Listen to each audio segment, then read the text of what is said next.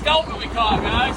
This is probably one of the bigger ones of this type that I've seen. I actually don't know the scientific name of this fish. It's kind of like a cross between a sculpin, which you guys might have seen on the channel before, and one of the horn dogs that you might have seen on the channel before. Pretty cool looking one. Like I said, it's probably one of the bigger ones I've seen caught in a trap. I'm pretty sure this type of fish can change the color of his skin based on the bottom that it's hanging out on. Pretty cool. I just thought I'd stop and take a minute and show you guys that cool catch. We're going to get him back, pick out this trap, get back to the rest of our day. Make sure to like and subscribe.